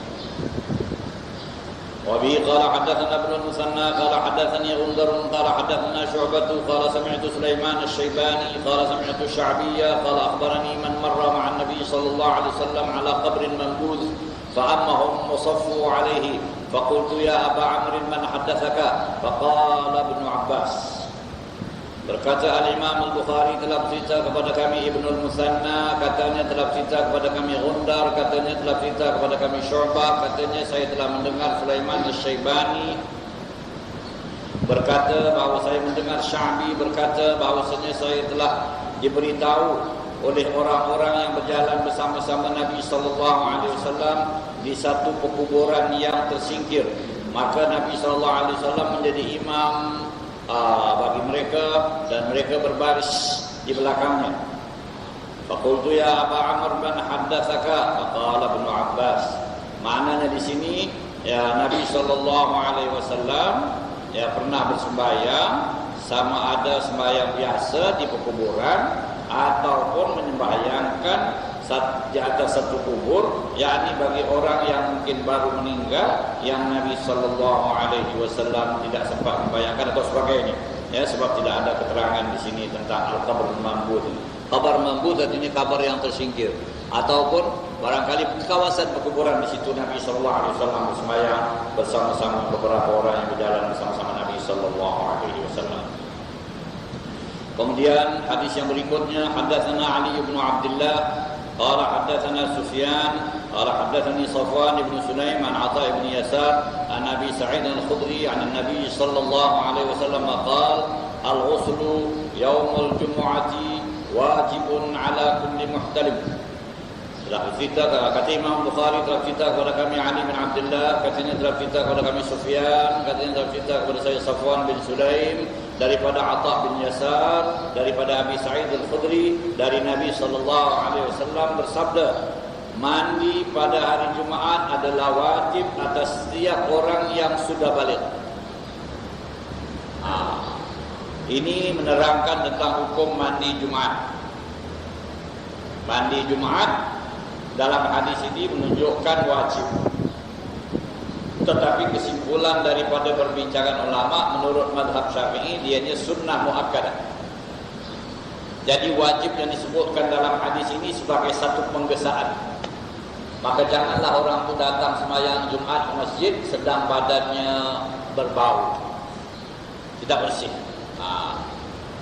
Jadi seolah-olah wajib atas orang yang sudah baligh. Maksud orang yang sudah baligh ini kerana orang inilah yang wajib pergi sembahyang Jumat. Tapi kalau budak-budak yang nak pergi, ya mandi jugalah kalau belum baligh ya. Tetapi orang tua ini sangat-sangat digesa dia mandi. Dan di sini mandi Jumat ini merupakan satu ibadah dengan niat mandi Jumat. Ya, kita niat mandi Jumat, mandi kerana pergi sembahyang Jumat, atau niatnya nawaitul ghusl lil Jum'ati sunnatan lillahi ta'ala. Bahasa Melayu pun boleh dalam hati bila menyiram air pertama kali di badan itu, awal air yang disiram itu dia aku mandi hari Jumat atau mandi kerana sembahyang Jumat. Itu sunnah. Dia yang sebaik-baik mandinya itu bila kita dekat nak pergi. Adalah kita nak pergi masjid pukul 12, 11.30 kita mandi ya. Bersihkan badan. Kalau tak cukup setengah jam, ya pukul 11. Kalau kita mandi bangkali lambat atau orang berada belah itu lambat lama ya. Dia kadarkan. Maknanya sebaik-baik dia selesai mandi, dia pun keluar pergi ke sembahyang Jumaat. Ya, dan barangkali ini tak boleh dibuat oleh orang-orang yang pergi bekerja. Ya. Dia mandi pagi saja. Kemudian dia terus keluar pergi kerja. Tengah hari dia tak sempat nak mandi. Boleh buat. Ya, tetapi dia boleh tak dapat fadilat mandi Jumaat itu. Kalau dia nak buat, boleh. Dengan syarat dia mandi setelah naik fajar, setelah masuk waktu subuh. Jadi kalau sekarang misalnya dia mandi katalah pukul 5 dah mandi. Kalau hari Jumaat dia niat mandi Jumaat belum sampai masa. Kerana belum subuh. Dia kena mandi selepas masuk waktu subuh. Jadi katalah dia sembahyang subuh dulu, ya, lepas sembahyang subuh dia mandi dengan niat mandi Jumaat. Itu baru hasil. Dan dapat fadilatnya. Apalagi pula kalau sampai pada masa Jumaat badannya masih fresh lagi, maknanya belum ada peluh yang banyak ya, dan belum ada perubahan apa-apa, dia dapat fadilatnya. Jadi ini sunnah mandi hari Jumaat ini. Jadi diaturlah untuk mendapatkan fadilatnya ya. Dan ini sangat digesa ya. Pada satu ketika Sayyidina Umar sedang berkhutbah, masuk Sayyidina Uthman. Lambat beliau datang ke sini. Jadi beliau terus ke depan. Sayyidina Umar dari atas mimbar menegur, kau telah lambat dan kau mengganggu orang pula. Ini kita tengok bagaimana sahabat dengan sahabat ni. Ya, ini terus terang tegur orang ramai. Jadi ya, Sayyidina Uthman pula berkata, saya ini paling cepat yang saya boleh buat. Saya cuma berwuduk saja. Umar kata, berwuduk saja pula tak mandi. Ini ada riwayat ya, dekat Jumaat. Jadi maknanya mandi itu sangat-sangat digesa ya untuk kita pergi Jumaat. Tapi di sana kita tahulah ya, di negeri Arab sana apa namanya, air itu kurang. Macam sini alhamdulillah ya. Kemudian hadis terusnya, beberapa hadis akan dibacakan terus kerana uraiannya banyak yang sudah lepas, cuma kita bacakan.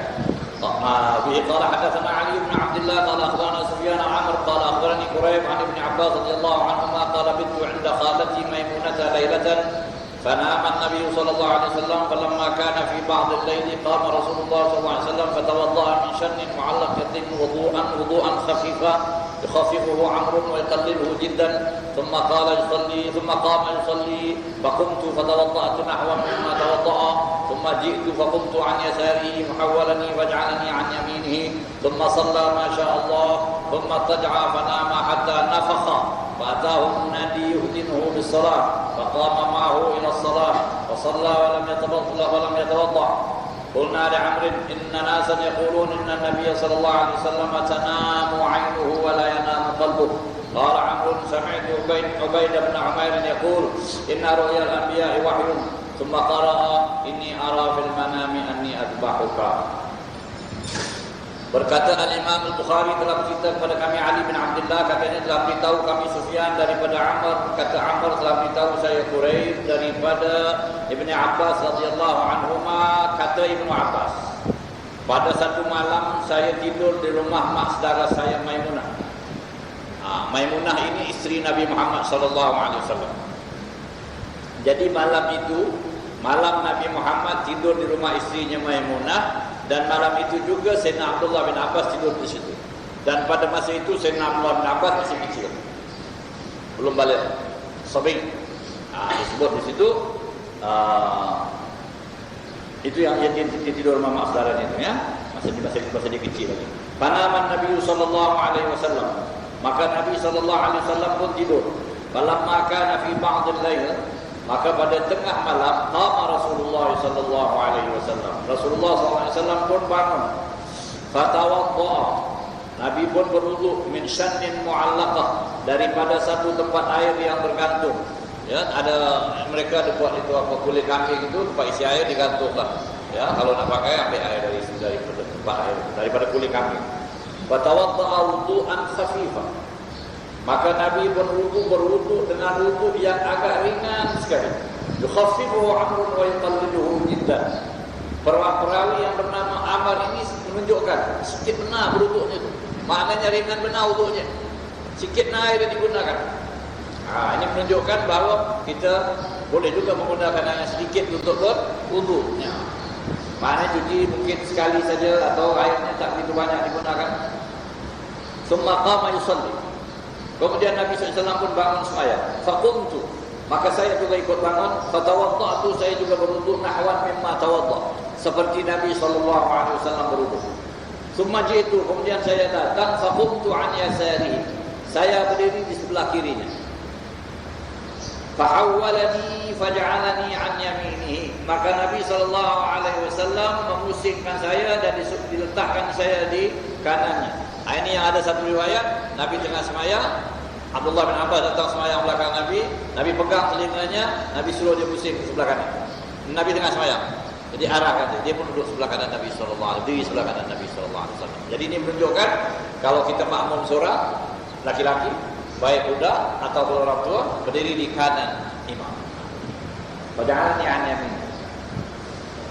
Tsumma shalla masyaallah. Kemudian bersemayanglah Nabi, Masya Allah. Maksudnya apa yang dikehendaki oleh Allah, maknanya banyaklah Nabi sembahyang beberapa rakaat. Ya, ini sembahyang malam Nabi. Tapi dalam hadis yang lain ada menerangkan tidak lebih daripada, Nabi tidak pernah melebihi sembahyang malam daripada 13 rakaat. Tapi yang biasanya 11, kadang-kadang 13. Tak pernah ada riwayat lebih daripada 13 rakaat. Jadi yang 11 rakaat itu semua apa? Semua witir. Semuanya witir. Dua, satu. Dan kalau 13 tambah lagi 2. Dan ada riwayat pula yang 13 itu Nabi tambah 2 itu kerana Nabi takhirkan ba'diyah Isya. Nabi takhirkan ba'diyah Isya disembahyangkan di malam tadi. Ya, jadi kalau kita dapat sembahyang Isya, kalau hendaklah kita sembahyang 2 rakaat sunnah ba'diyah, boleh ditakhirkan sekali sambung dengan tahajud kita nanti bangun malam. Nabi pernah buat begitu, itu yang katanya riwayat 13. Ya. Kemudian Nabi sembahyang Masya Allah, yakni beberapa rakaat. Tsumma taja'a. Kemudian Nabi pun baring lepas sembahyang tu. Nabi baring. Karena Nabi tidur. Hatta nafakha, sampai dengar bunyi dengkur Nabi. Nafakha. Sampai begitu bunyinya. Nafakha. Fa'atahu munadi yudinuhu bis-shalah. Maka datang orang yang menyeru, yakni tukang pam, memberitahu Nabi tentang sembahyang. Yakni ini kerja Bilal. Bilal akan bang, ya, subuh, dan sahabat-sahabat semuanya menunggu Nabi keluar. Dan Bilal, ya, bila pun nanti sampai masa yang patut sembahyang itu subuh, Nabi dia datang ketuk pintu Nabi SAW. Ya, pelan diketuknya dengan ujung kukunya. Dan Nabi pun bangun. Maqama ma'ahu ila shalah. Maka Nabi SAW pun bangun kepada sembahyang subuh, ke sembahyang subuh. Jadi pergi sembahyang subuh, fa shalla, Nabi sembahyang, walam yatawadda, dan Nabi tidak berwudu lagi. Macam ni, ya. Gambaran yang lebih jelas lagi dalam beberapa riwayat yang lain yang disebutkan. Nabi sembahyang witir. Lepas Nabi sembahyang witir, ya, Nabi baring. Ada riwayat kemudian azan, Nabi bangun. Bila dengar azan, Nabi bangun, sembahyang 2 rakaat sebelum subuh. Qabliyah, dia tak kata qabliyah tu subuh lah, sunat subuh. Ya, pasal dia tak ada ba'diyah, subuh tak ada ba'diyah. Sunat subuh. Kemudian lepas sunat subuh Nabi baring. Itu yang disunatkan kalau boleh kita pun baring. Tapi baring kita irtija' saja. Kita baring, ya. Baring saja begitu, tidak tidur. Tidak tidur. Itu ada yang membuat sunat itu. Ada setengah orang akan siap mana yang setengah buat, ya. Katanya ada fadilatnya itu irtija', baring sekejap. Cuma apa sebab Nabi baring? Ya. Ada setengah ulama mengatakan Nabi berehat akhirnya. Sudah bangun malam itu sembahyang, Nabi nak berehat, Nabi baring. Tapi ada yang mengaitkan dengan ibadah. Kira-kira katanya itu mengingatkan kita masa dalam kubur nanti. Sebab itu baring kita itu taklah baring ikut kita diletakkan dalam kubur. Kepala sebelah kanan, kaki sebelah kiri, atas lembong yang kanan. Kemudian Nabi bangun dan sembahyang. Pokoknya di sini Nabi sudah tidur sampai dah ada bunyi dengkulnya. Qulna li Amr, kami pun bertanya kepada Amr yang riwayatkan cerita ini. Ya, kami mendengar Ubaid bin Umair berkata, "Inna ru'yal anbiya'i wahyun." Kami mendengar Ubaid bin Umair berkata bahawa mimpinya para nabi itu wahyu. Summa qara'a sebelum itu. Qulna li Amr, "Inna nasan yaqul." Kami berkata kepada Amr bahwasanya ada orang-orang berkata, "Inna Nabiya sallallahu alaihi wasallam tanamu 'ainuhu wa la yanamu qalbuh." Bahwasanya Nabi sallallahu alaihi wasallam tidur mata, tidak tidur hati. Jadi itulah alasannya Nabi punya tidur itu tidak sama dengan tidur kita. Tidur kita tidur hati sekali. Tidur Nabi hanya tidur mata. Ini ada hadis dari Nabi Muhammad sallallahu alaihi wasallam. Para nabi tidur mata, tidak tidur hati. Hati tetap ma Allah. Ya, Nabi tetap, hati tetap mengingat Allah, mata saja tidur. Jadi tak timbul masalah. Berdengkurkah tak berdengkurkah tak apa, tak masalah. Itu tidur para anbiya. Kemudian kata Amr, saya pernah mendengar Ubaid bin Umair mengatakan bahawa mimpi para nabi wahyu. Jadi untuk menguatkan bahawa tidurnya nabi ini adalah tidur mata, tidak tidur hati. Kerana ada nabi-nabi yang dapat wahyu melalui mimpi. Melalui mimpi. Kalau tidurnya itu terus tidur hati, mimpi itu tak adalah nilai. Takkanlah boleh menjadi apa? Wahyu. Jadi maknanya tidur nabi itu bukan tidur hati, kerana mimpinya juga menjadi wahyu. Ya. Tidak tidur hati, tetapi tidur mata saja. Kemudian dibaca firman Allah Ta'ala, "Inni ara fil manami anni adbahuka." Sesungguhnya aku melihat di dalam mimpiku bahawa aku menyembelihmu. Ini mimpi Nabi Allah Ibrahim alaihissalam. Mimpi Nabi Allah Ibrahim, dia disuruh menyembelih anaknya. Disuruh menyembelih anaknya. Itu dikatakan mula-mulanya mimpi malam pertama. Ya, tapi dia laksanakannya mimpinya itu. Itu pada malam hari 7, malam 8. Itu malam tarwiyah. Berfikir. Kemudian hari 8, malam 9 mimpi lagi. Suruh sembelih anak. Tahulah dia ini mimpi perintah betul ini. Tapi hari 9-nya belum lagi dibuat. Hari 9 malam 10 mimpi lagi. Maka hari 10 terus dibuat. Tetapi Allah Subhanahu wa taala akhirnya mengatakan, kau sudah tepati ru'ya mimpi. Qad saddaqta ru'ya. Kau telah menepati kau punya mimpi. Langsung Allah Taala tebus anak itu dengan satu penyembelihan, ya, satu kambing yang dari surga dibawa. Wallahu a'lam cerita itu. Quran telah ceritakan cerita ini tentang Nabi Ibrahim disuruh menyembelih anak. Jadi maknanya wahyu boleh dapat dengan jalan mimpi. Itu bagi siapa? Bagi para nabi, bagi para nabi.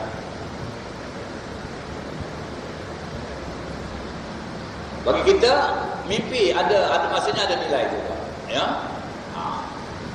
Kalau mimpi baik, kita mintalah kepada Allah Taala tahqiqkan mimpi kita itu. Kalau kita nak mimpi yang tak baik, kita berdoa pada Allah Taala minta jauhkan segala yang tidak baik, ya, kerana mimpi itu ada kaitannya dengan wahyu, ya. Sampai di sana ada satu riwayat, mimpi itu 1/46 atau ke 41/47 daripada wahyu, ya, itu ada diceritakan. Maknanya sebahagian kecil dari wahyu. Itu mimpi yang baik. Dan ada juga mimpi-mimpi yang dirasuk oleh syaitan, yang merupakan rasukan syaitan. Itu tidak dikira, ya. Dan Islam tidak menafikan perkara-perkara yang kita dapati, ya, ataupun yang kita ambil nilainya daripada mimpi, dan tidak juga menggalakkan supaya kita bergantung kepada mimpi. Menafikan mimpi terus tidak, sebab ini apa dalam cerita Nabi Allah Yusuf alaihissalam, surah Yusuf, iaitu ada banyak cerita mimpi di situ. Yang pertama mimpi Nabi Yaqub, ya, mimpi Nabi Yusuf sendiri. Pada masa kecilnya dia kata, ya abati inni ara fil ya abati inni raaitu ahada asyara kawkaban wasyamsa wal qamara raaituhum li sajidin. Ayahku, aku telah melihat 11 bintang, matahari dan bulan tunduk kepada aku, sujud. Kemudian bapaknya kata, ya bunayya la taqsus ru'yaka ala ikhwatik. Wahai anakku, jangan kau ceritakan kau punya mimpi ini kepada adik-beradikmu. Fayakidu laka kaida. Nanti mereka akan membuat tipu helak, ya, terhadapmu. Maknanya mereka cuba nak menyingkirkanmu. Jadi dari situ Nabi Yaqub ini sudah nampak bahawa mimpi Nabi Yusuf ini mimpi yang besar artinya, ya, mimpi yang menunjukkan kelebihannya. Tetapi tak macam mana katanya, masa Nabi Yaqub itu bercakap dengan Nabi Yusuf, ya, bila Nabi Yusuf cerita dengan dia di mimpi gini-gini, Nabi Yaqub pun kata jaga-jaga. Masa itu seorang jariah, seorang budik ataupun seorang pembantu rumah perempuan, sambil lalu tu dia bawa air, dia terdengar sepintas lalu, dia sampaikan kepada adik-adik. Adik-adik pun tahu cerita, sekejap saja tu, masa lalu tu. Mereka berdua ni tak perasan ini budak lalu, rupanya sampai dia lalu dia apa? Dia dengar, dia terus bawa cerita. Ya, ini cerita cerita Nabi Allah Yusuf. Dalam surah Yusuf juga ada cerita bila mereka di jail, di penjara. Ini cerita Nabi Yusuf di penjara pasal halnya dalam istana semua, dengan dua orang kawan. Dua orang kawan itu bermimpi. Yang satu mimpi dia menjunjung sesuatu dimakan oleh burung atas kepala yang dijunjungnya itu. Jadi Nabi Yusuf beritahu, kau akan dibunuh. Yang satu lagi pula dia mimpi dia perah anggur buat arak. Kata Nabi Yusuf, kau akan dimaafkan, kau akan dapat kerja kau balik macam biasa. Dia kerjanya tukar buat arak. Jadi dia dah buat salah, dia kena apa? Kena hukum. Kau akan dimaafkan, kau kerja balik macam biasa. Tapi di zaman arak belum diharamkan lah, di zaman cerita Nabi Yusuf, bukan zaman kita, ya. Kemudian Nabi Yusuf, bila orang ni nak keluar, Nabi Yusuf pesanlah, kau sebut-sebutlah nama aku. Ya, ingat-ingatkanlah mereka ni aku dalam penjara. Kalau mereka nak maafkan ke apa itu maksud. Nabi SAW bersabda, kerana percakapan Nabi Yusuf ini, dia tambah lama dalam penjara. Dia tambah lama dalam penjara kerana dikaitkannya dengan manusia. Kalau dia diam-diam saja diserah pada Allah Ta'ala, lebih cepat dia keluar. Pasal apa? Ini orang bila sampai istana, dia lupa. Dia balik kerja, dah balik kerja. Ni orang yang tadi tukang buat arak tu, balik kerja ke istana, dia pun tak ingat Nabi Yusuf tak ada cerita. Jadi inilah bergantung keharapan kepada apa? Manusia ni, katanya manusia ni lupa sampailah ceritanya bila raja mimpi. Ni pula raja mimpi. Raja mimpi ditanyakan takbir mimpi pada orang ramai yang ada di situ, tak ada satu yang nak jawab.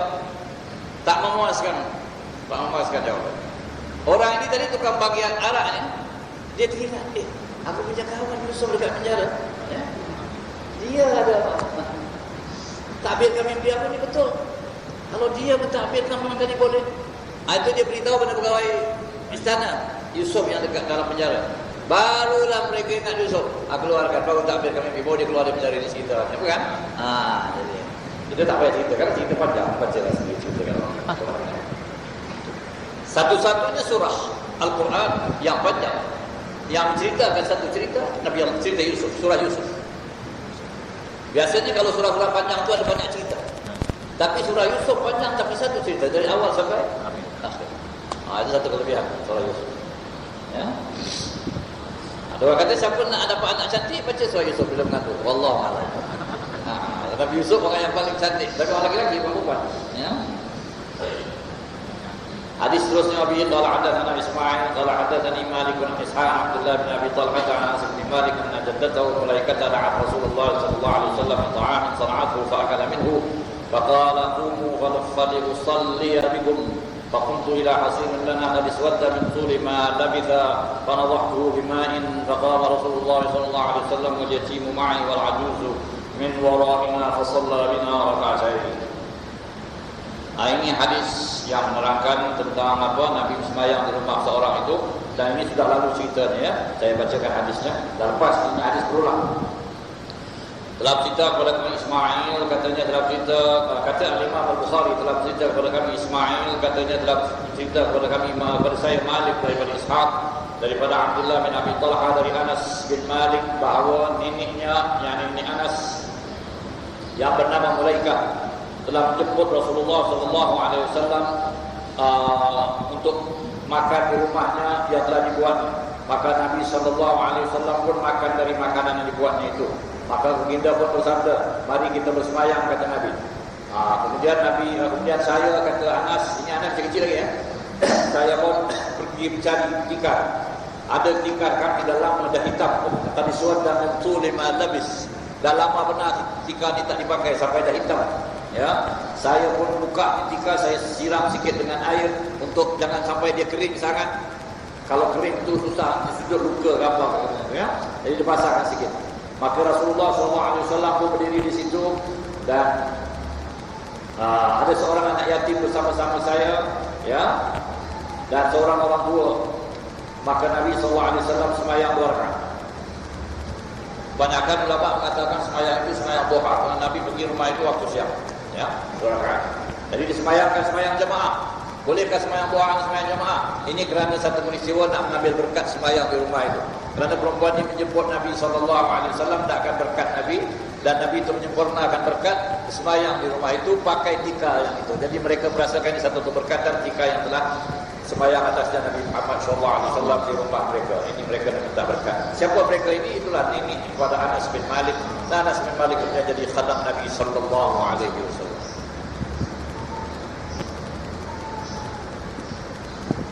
وبه قال حدثنا عبد الله بن مسلم عن مالك بن شهاب بن عبيد الله بن عبد الله بن عتبة عن ابن عباس رضي الله عنهما انه قال اقبلت راكبا عن حمار على حمار اتاني وانا يومئذ قد نهزت الاحتلام ورسول الله صلى الله عليه وسلم يصلي بالناس بمنى الى غير جدار فمررت بين يدي بعض الصف فنزلت وارسلت الاتان تدفع ودخلت في الصف فلم ينكر ذلك علي احد.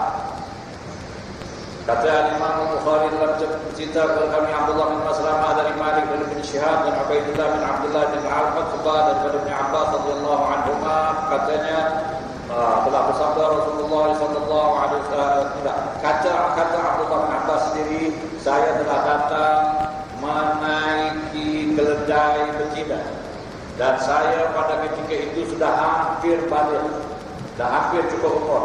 Sedang Rasulullah SAW sembahyang bersama-sama orang ramai di Mina dengan tidak ada sebarang tembok. Jadi sini menunjukkan Nabi SAW kalau sembahyang selalu di belakang, di depannya ada sesuatu. Ya, sama ada tembok atau apalah satu dinding. Ya, tapi ini kata Allah bin Abbas tidak ada apa-apa. Lapang Nabi sembahyang, belakangnya ada orang sembahyang. Maka saya lalu di depan.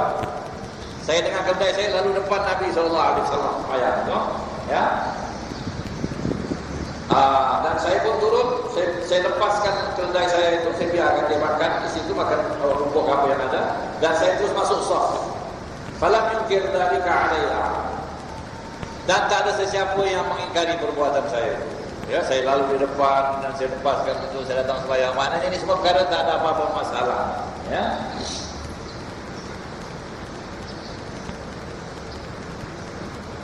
Dan hadis terusnya, qala hadatsana Abu Yaman, qala akhbarana Shu'aib an az-Zuhri, qala akhbarani Urwah bin Zubair anna Aisyah qalat a'tama an-nabiy sallallahu alaihi wasallam. Wa qala Ayyash hadatsana Abdul A'la, qala hadatsana Ma'mar an az-Zuhri an Urwah an Aisyah radhiyallahu anha qalat a'tama Rasulullah sallallahu alaihi wasallam fil 'isha'i hatta nada Umar qad nama an-nisa' was-subyan. فخرج رسول الله صلى الله عليه وسلم فقال إنه ليس أحد من أهل الأرض يصلي هذه الصلاة غيركم ولم يكن أحد يومئذ يصلي غير أهل المدينة. Ya, ini hadis juga sudah berulang. Ya, 2-3 kali sudah hadis ini. Kata Imam Al-Bukhari telah cerita kepada kami Abu Yaman, katanya telah memberitahu kami Shu'aib dari Zuhri, katanya telah memberitahu saya Urwah bin Zubair bahwa Aisyah berkata, Nabi sallallahu alaihi wasallam melambatkan sembahyang pada satu malam. A'tama Nabi sallallahu alaihi wasallam. A'tama artinya melambatkan sembahyang Isya, ya. Sembahyang Isya dilambatkan sikit. Wa qala Ayyash, dan berkata Ayyash dalam cerita kepada kami Abdul A'la, katanya dalam cerita kepada kami Ma'mar dari Zuhri dari Urwah dari Aisyah bahwasanya Nabi sallallahu alaihi wasallam, bahwasanya Aisyah berkata A'tama Rasulullah SAW fil Isya. Nabi SAW telah melambatkan sembahyang Isya hatta nada Umar, sehingga Umar pun menyeru. yakni mereka menunggu di luar masjid. Ini sudah tahu cerita. Ya, Nabi kat dalam tak keluar-keluar sembahyang Isya sampai Umar kata, "Naman nisa wasibyan." Orang perempuan dan budak-budak dah tidur. Maknanya mungkin di masjid itu ada budak-budak ikut maknya semayang. Dan perempuan pun nunggu semayang dah lama sangat sampai mereka tersebut-sebut. Maka kata Rasulullah SAW, maka Rasulullah pun keluar. Ya. Maka Rasulullah bersabda, "Innahu laisa ahadun min ahli al-ardi yusalli hadhihi as-salah ghayrakum." Tak ada siapa pun orang yang semayangkan sembahyang ini pada waktu ini selain dari kamu. Walam yakun ahadun yawma idin yusalli ghaira ahli Madinah. Dan pada masa itu memang tak ada lagi orang yang tahu sembahyang. Kan orang Madinah saja lah. Yang lain semua masih belum sampai Islam kepada mereka. Jadi Nabi kata ini sembahyang, tak ada orang lain sembahyang, kamu sembahyang. Tapi ini hadis ringkas. Dan ada hadis sebelum ini yang agak lebih menerangkan hadis ini, yaitu Nabi berkata, menunggu sembahyang adalah dikira sembahyang. Jadi mereka berkumpul di masjid menunggu Nabi keluar untuk mengimamkan mereka. Jadi semasa mereka menunggu itu mereka dalam sembahyang. Kemudian Nabi kata, kamu saja orang yang sembahyang dalam dunia sekarang, tak ada lain orang. Tunggulah. Sampai Nabi SAW lambat keluar. Jadi saya pikir cukuplah ya sampai sini. Ya, ini satu hadis ini kita boleh sambungkan sedikit. Ya.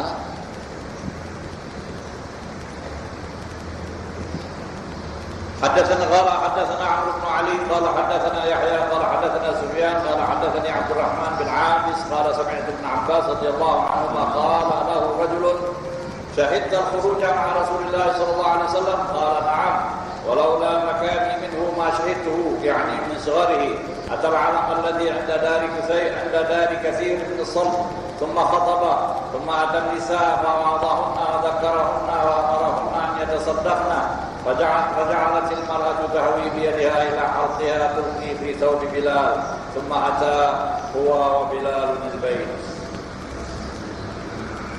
Allah berkata, Imam Al-Bukhari telah bercerita kepada kami Amr bin Ali, katanya telah bercerita kepada kami Yahya, katanya telah bercerita kepada kami Sufyan, katanya telah bercerita kepada kami Abdul Rahman bin Abis.